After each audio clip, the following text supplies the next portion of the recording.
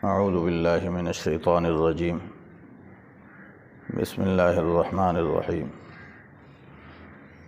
ایاک نعبد و ایاک نستعین اہدنا الصراط المستقیم صراط الذین انعمت علیہم غیر المغضوب علیہم ولا الضالین آمین۔ ہم تیری ہی عبادت کرتے ہیں اور تجھ ہی سے مدد چاہتے ہیں۔ ہمیں سیدھا راستہ دکھا، ان لوگوں کا راستہ جن پر آپ نے انعام فرمایا، نہ کہ ان لوگوں کا جن پر غضب کیا گیا، اور نہ گمراہوں کا راستہ۔ ایاک نعبد و ایاک نستعین، اس آیت پر سبق چل رہا تھا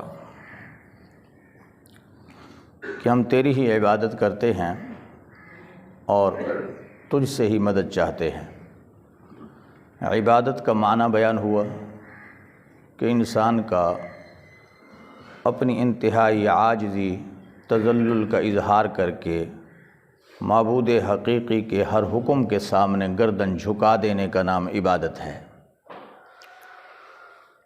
اب ماقبل کی آیات اور یہ آیت، پھر اس سے اگلی آیت، دنیا میں دیکھا جائے تو انسان جس ماحول میں زندگی گزارتا ہے، ہمیں 3 زمانوں سے واسطہ پڑتا ہے: ماضی، حال اور استقبال۔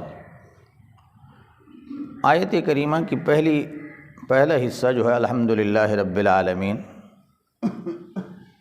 یہ ماضی کی طرف اشارہ کر رہا ہے کہ سب تعریفیں اس ذات کے لیے ہیں جو معبود حقیقی ہے اور جس نے انسان کو اور کائنات کی ساری موجودات کو عدم سے وجود دیا ہے۔ یہ ماضی میں وجود ملا۔ پھر حال کا کیف کیا ہے، رب العالمین کہہ کر اس کو بیان کیا کہ حال کے اندر جو دنیا میں زندہ و موجود ہیں، ان کی ضروریات زندگی جو کچھ ہیں، اللہ ان تمام ضروریات کو پورا فرما رہے ہیں۔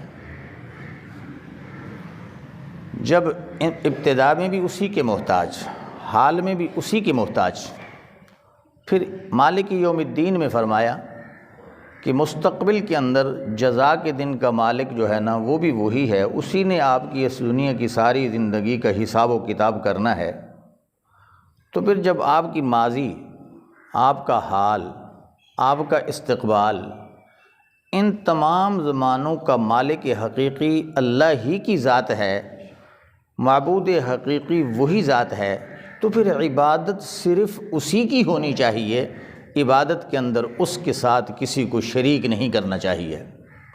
نمبر 2، جب ان تمام ادوار کے اندر ہم اسی کے محتاج ہیں تو پھر مدد بھی اسی سے مانگنی چاہیے، اور وہی دنیا کا کار ساز، دنیا کا مشکل کشا اور دنیا کا حاجت روا ہے۔ اس لیے مدد مانگیں تو صرف اسی سے۔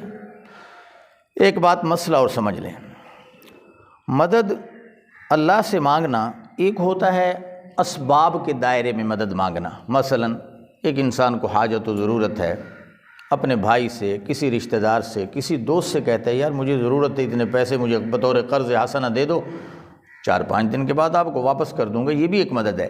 اس مدد کو کہتے ہیں ما تحت الاسباب۔ ما تحت الاسباب مدد مخلوق سے مانگنا بھی جائز ہے، لیکن ما فوق الاسباب، کہ اسباب سے ہٹ کر انسان بیمار ہو، کہے کہ جناب اب ڈاکٹر سے کہے کہ تو شفا دے دے، ڈاکٹر دوا تو دے گا، شفا نہیں دے گا۔ حکیم آپ کو دوا تو دے گا، شفا نہیں دے گا۔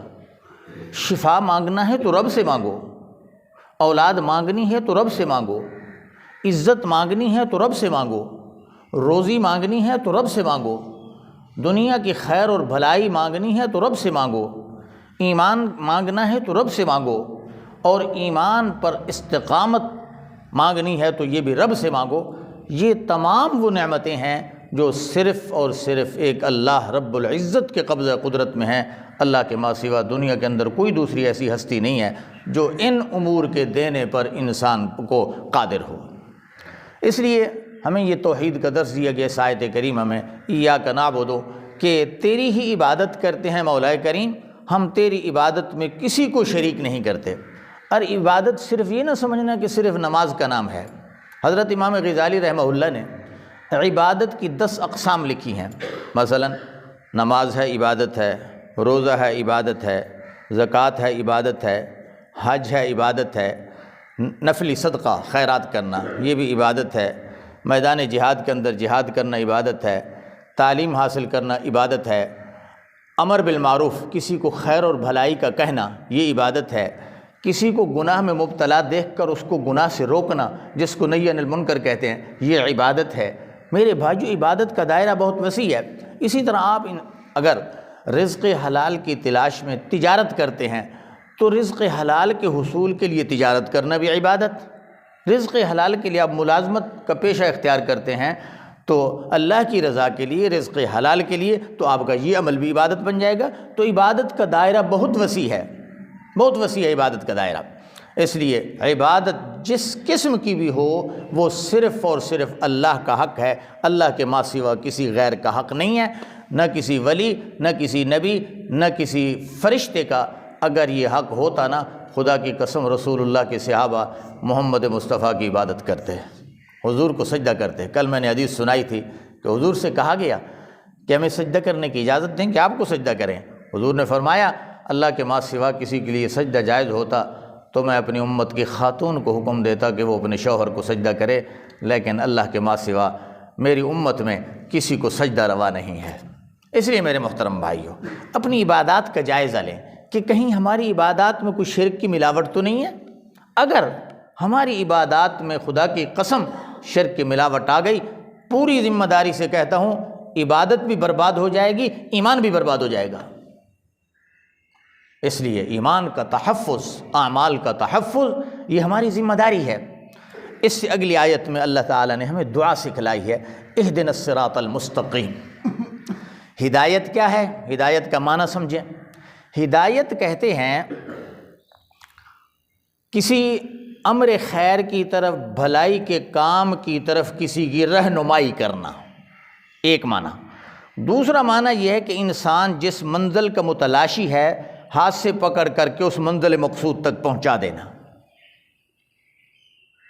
معنی سمجھنا ذرا۔ پہلا معنی کیا کیا ہدایت کا؟ کہ کار خیر کی طرف راستہ دکھلانا، رہنمائی کرنا، اور دوسرا یہ کہ منزل مقصود تک پہنچا دینا۔ اب یہ دعا جو میں اور آپ کر رہے ہیں عام مسلمان، اہدنا الصراط المستقیم، یہی دعا جناب نبی کریم صلی اللہ علیہ وسلم بھی انہی الفاظ کے ساتھ کیا کرتے تھے، اہدنا الصراط المستقیم۔ جبکہ رسول اللہ کی ذات تو ہدایت کا سرچشمہ ہے، آپ کے واسطہ سے امت کو ہدایت ملی، تو پھر کیا مانا؟ آپ جب ہدایت یافتہ ہیں، امت اور کائنات کے لیے ہدایت کا سرچشمہ ہیں، تو پھر آپ کو یہ دعا کرنے کی حاجت و ضرورت کیوں پیش آئی؟ اب معنی سمجھیں۔ ہدایت کے ہیں 3 مراتب۔ توجہ سے بات سمجھیں، بہت اہم بات کر رہا ہوں۔ ہدایت کے 3 درجے ہیں۔ پہلا درجہ ہے عمومی۔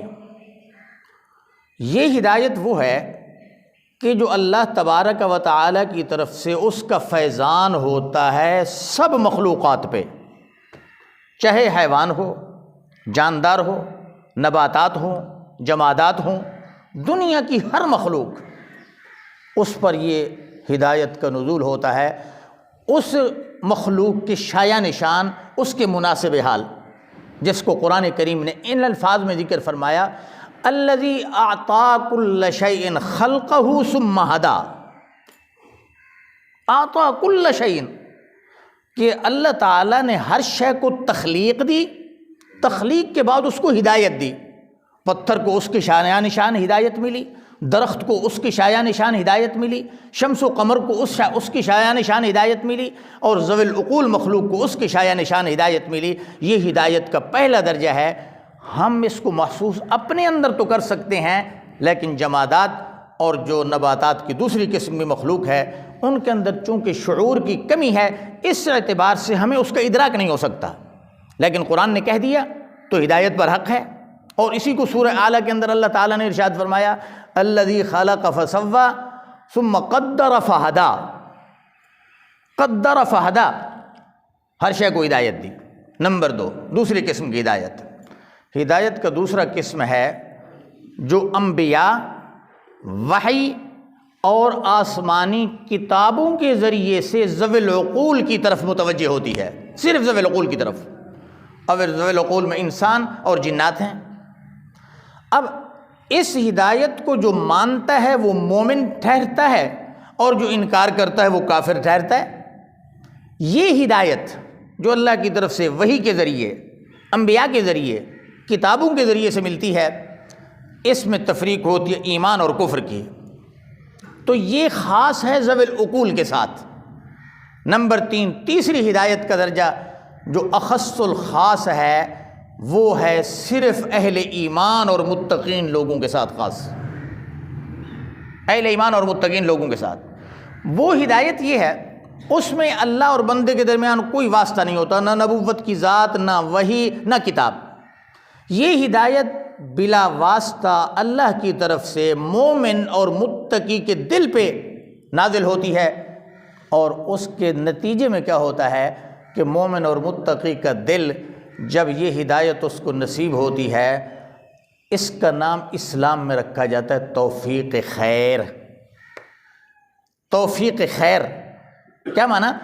کہ جب اس کو یہ ہدایت مل گئی، اب وہ ہر وقت اللہ کے ہر حکم کو ماننے کے لیے بخوشی تیار ہے۔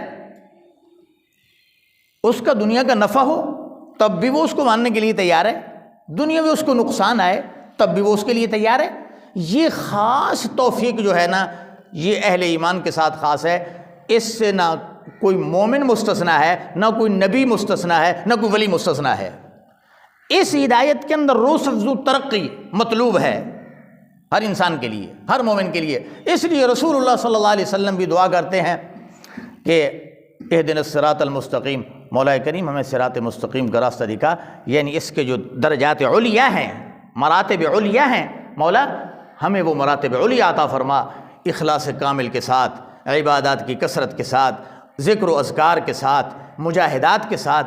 تو اسباب توفیق جتنا زیادہ سے زیادہ موافق ہوں گے، اتنا اس مومن کو اللہ تعالیٰ اس ہدایت میں ترقی اور رفع درجات عطا فرمائیں گے۔ تو یہ تیسری قسم کی ہدایت خاص اہل ایمان کے ساتھ۔ اب اتنا فرق سمجھ لینا کہ 2 قسم کی ہدایتیں ایسی ہیں کہ جو براہ راست اللہ کی طرف سے مخلوق پر آتی ہیں، ان میں درمیان میں کوئی واسطہ نہیں ہوتا، اور ایک قسم کی ہدایت ایسی ہے جس میں نبوت کی ذات یا وہی واسطہ ہوتا ہے۔ اللہ تعالیٰ سے دعا ہے اللہ ہمیں کامل ہدایت نصیب فرمائے اس زندگی کے اندر، اور اس ہدایت پر ہی ہمیں موت اور ہمارا خاتمہ فرما دے۔ وآخر دعوانا ان الحمد للہ رب العالمین۔